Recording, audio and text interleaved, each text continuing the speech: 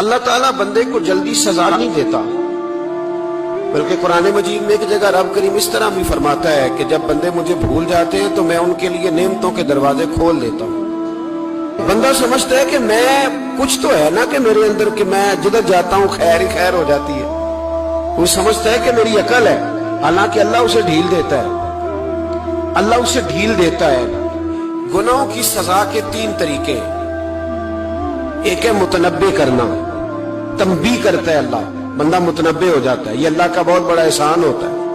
ایک ہوتا ہے مہلت دینا، اور ایک تیسرا ہوتا ہے اللہ خفیہ تدبیر کرتا ہے۔ تھوڑا سا سمجھیے گا، انسان پر کوئی آزمائش آئی، فوراً اس کی چھٹی اس نے کہا کہ وہ فلان جگہ غلطی کی تھی تب ایسا ہوا۔ ہوتا ہے نا کئی دفعہ آواز آتی ہے نا اندر سے، چلیں بول دے کچھ نہیں ہوتا آپ کو، اللہ جانتا ہے یہاں کوئی کچھ نہیں کہے گا آپ کو، اور ہماری تو ویڈیو بھی نہیں گھومتی، یعنی خبر بھی نہیں ہو کہ کس نے ہاں کر دی کس نے نہ کر دی۔ آپ بغیر ٹینشن کے بات چیت کریں، آج کچھ نہیں ہوتا انشاءاللہ تعالی۔ آتی ہے اندر سے آواز، میں آپ سے اس لیے ان چیزوں کی تصدیق کراتا ہوں کہ باقیوں کو بھی آتی ہے کہ نہیں، اس لیے تصدیق۔ کبھی کوئی کسی جگہ انسان پریشان ہوتا ہے تو محسوس کرتا ہے کہ وہاں مجھ سے ہوتا ہے نا جی، جس کو یہ نصیب ہو جائے بڑا خوش نصیب آدمی ہے۔ حضرت مولا علی فرماتے ہیں اگر تجھے دنیا میں سزا مل گئی تو بچ گیا ہے، سمجھ پھر اللہ کرم کرے گا، آخرت میں سزا نہیں دے گا۔ اور یہ یاد رکھ لے، وما اصابکم من مصیبت فبما کسبت ایدیکم ویعفو عن کثیر۔ اللہ فرماتے ہیں دنیا میں تجھے جو بھی تکلیف پہنچتی ہے وہ تیرے ہاتھوں کے کرتوتوں کی وجہ سے پہنچتی ہے۔ ویعفو عن کثیر، فرمایا کثیر گناہ تو میں ویسے ہی معاف کر دیتا ہوں۔ یہ جو تیری زندگی میں دکھ ہے نا، یہ بھی میری قلیل سزائیں ہیں۔ یہ کثیر پر سزا، یہ قلیل ہے، قلیل یہ جو تمہاری زندگی میں تکلیف ہے۔ انسان کو سزا ملتی۔ حضرت فضیل بن عیاض رحمۃ اللہ تعالی علیہ گھوڑے پہ بیٹھے تھے، گھوڑا شرارت کرنے لگ گیا، اچھلنے لگ گیا، کودنے لگ گیا، تو حضرت فضیل بن عیاض نیچے اترے، ایک کونے میں جا کے نماز کی نیت باندھ لی، 2 رکعت نماز پڑھی، پھر دیر تک استغفار پڑھتے رہے، روتے رہے، دعا کرتے رہے، واپس آئے۔ خادم عرض کرنے لگے حضور سمجھ نہیں آئی، گھوڑے نے تھوڑی سی شرارت کی، وہ بدکا ہے، آپ نے اس کو چھوڑا ہے اور چھوڑ کر کے آپ نماز میں لگ گئے۔ تو حضرت فضیل بن عیاض فرمانے لگے جب بندہ اللہ کی نافرمانی کرتا ہے نا تو جو چیزیں اس کی فرما بردار ہوتی ہیں وہ اس کی نافرمانی کرنے لگ جاتی ہیں۔ تو مجھے محسوس ہوا تھا کہ میں نے کہیں اللہ کی نافرمانی کی ہے، اس لیے ایسا ہوا ہے کہ میرے گھوڑے نے میری، تو میں توبہ کرنے لگا ہوں، اور اب دیکھتا ہوں بیٹھ کے بھلا کیا ہوتا ہے۔ میں نے سچی توبہ، حالانکہ مجھے یاد نہیں کہ میں کہاں بولوں، پر کھری اور سچی توبہ کی۔ دوبارہ گھوڑے پہ بیٹھے تو گھوڑا بالکل صحیح ہو کے ساتھ چلنے لگ گیا۔ میرے بھائی، جب یہ تنبیہ ہے اللہ کی طرف سے، یہ متنبع کیا جاتا ہے کہ تو بعد آ جا۔ بہت ساری جگہوں پہ انسان کو وقتی طور پر اگر سزا مل جائے، نبی پاک علیہ السلام کی خدمت میں ایک صحابی آئے، بات مضبوط کر دوں، واقعہ سنایا ہے نا تو کچھ لوگ سمجھتے ہیں کہ یہ واقعہ ہے، تو میں ایک حدیث پاک امام بہقی کی لکھی ہوئی عرض کرتا ہوں۔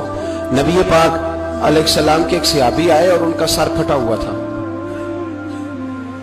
خون بہ رہا تھا۔ سرکار نے فرمایا کیا ہوا؟ عرض کی حضور ایک عورت جا رہی تھی، میری نظر پڑی، ابھی نظر پڑی ہے کہ میرے آگے ستون آ گیا تو میرے سر پہ لگ گیا۔ نبی پاک صلی اللہ علیہ وسلم نے فرمایا تیرے لیے خوشخبری ہے، اگر دنیا میں تیری غلطی کی تجھے سزا ملی ہے تو پھر رب تجھے قیامت میں سزا نہیں دے گا۔ پھر اللہ قیامت میں سزا، بعض گناہ ایسے ہیں جن کی یہاں بھی سزا ملے گی اور وہاں بھی ملے گی، لیکن میرے بھائی پہلی بات یہ ہے کہ اللہ تعالیٰ اس غلطی کی یہی سزا دے لے، اور دعا فرمائے اللہ تبارک و تعالیٰ یہاں بھی معافی عطا فرمائے، وہاں بھی معافی عطا فرمائے، اللہ درگزر ہی فرمائے۔ لیکن میرے بھائی ایک تو یہ سزا، ایک سزا یہ ہوتی ہے کہ انسان جب گناہ کرنے لگتا ہے تو اللہ نعمتوں کے دروازے کھولتا ہے، مہلت دیتا ہے۔ 500 سال تک فرعون کو مہلت دی۔ کتنے؟ یہاں جو 5 سال حکومت کر لیتا ہے وہ کہتا ہے سب سے قابل میں ہی ہوں، مجھے مہلت جو ملی ہوئی ہے۔ 500 سال مہلت دی اللہ تعالیٰ، اور فرعون کی قوم پر پتہ عذاب کس طرح کیا ہے؟ ٹڈیاں مسلط کر دی اللہ نے۔ یہ گھومتی نہیں چھوٹی سی، ہم اپنی زبان میں اس کو کچھ لوگ مختلف ناموں سے یاد کرتے ہیں، کوئی مکڑی کہتا ہے، کوئی کچھ کہتا ہے، مسلط کر دی جاتی نہیں ان پر بنی اسرائیل کے ان مقابل جو فرعون کی قوم تھی ان پر الزام اس طرح کا عذاب آیا کہ مینڈک مسلط کر دی اللہ تعالیٰ نے۔ برتن کھولتے تھے اندر مینڈک نکلتا تھا، دنیا کی ہر دوائی استعمال کرتے تھے لیکن مینڈک نکل آتا تھا۔ تھوڑا سا سمجھا کرے چیزوں، ہمارے رنگ نہیں زیادہ گورے کہ ہم پر عذاب نہیں آتا، کوئی بہت زیادہ اللہ تعالیٰ معاف فرمائے دولت نہیں جمع کرا بیٹھے شاہی خزانے میں کہ ہم سے پوچھا نہیں جائے گا۔ یہ مہلت ہے، مہلت کو مہلت سمجھو، پھر جب پکڑ آتی ہے نا اللہ کریم کی، میں نے دیکھا ہے کروڑوں روپیہ 6 اولادیں، ایک شخص کے بچے باہر سے آ رہے تھے، وہ بندہ بیمار تھا، مجھے کہنے لگا حضرت جی دعا کریں میں ان کے آنے سے پہلے مر جاؤں ورنہ آ کے مجھے مار دیں گے، دعا کریں۔ اتنی بے سکونی، کروڑوں روپیہ پڑا ہے تو یہ عذاب نہیں؟ کوئی ضروری ہے کہ پتھر ہی برسیں گے تو سمجھ آئے گی؟ یہ جو سگا بیٹا بوڑھے باپ کے قریب سے گزر جاتا ہے سلام نہیں لیتا تو اس کو عذاب نہیں سمجھتے؟ یہ جو امت کی بیٹیاں، امت کی بچیاں، ہماری بچیاں ایک سال کے اندر 75,000 ہزار بچی ایک ڈویژن سے بھاگ کے شادی کر رہی ہے اور ایک صوبے سے، تو اس کو آپ اللہ کا عذاب نہیں سمجھتے؟ یہ معمولی بات ہے؟ نہیں ہمارے رنگ ہو رہے ہیں، ہم بڑے سمارٹ ہیں۔ 1500 سال مہلت دی نوح علیہ السلام کی قوم کو۔ کتنے سال؟ بول کے بتائیے، بول کے دوبارہ بولیے۔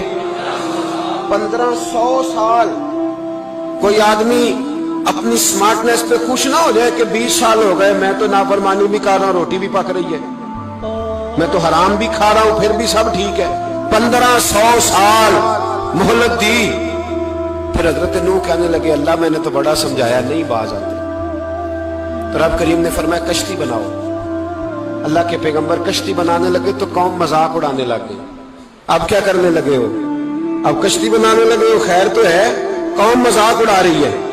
حضرت نوح علیہ السلام کا آپ نے کشتی بنائی، پانی کہاں سے نکلا؟ نہ بارشیں ہوئی نہ سیلاب آئے، ایک تندور تھا اس کے اندر سے پانی نکلنا شروع ہو گیا۔ کبھی تندور سے بھی پانی نکلا ہے اور جب نکالنے والا چاہتا ہے تو وہاں سے بھی ایک تندور سے پانی نکلا، اتنا نکلا اتنا نکلا اتنا نکلا کہ قوم ساری ڈوب گئی۔ قرآن مجید کے صفحات شہادت دیں گے کہ حضرت نوح کی قوم کا بچہ بہ گیا، بچے صرف وہ تھے جو حضرت نوح کے ساتھ ہو گئے، تباہ ہو گئی۔ اللہ بے نیاز ہے، بے نیاز۔ 1500 سال مہلت ملے اور تو پھر بھی کہے رب بڑا کریم ہے معاف کر دے گا۔ 1500 سال تجھے گنجائش دے اور تو کہے کوئی نہیں، بات معافی ملنی چاہیے ابھی۔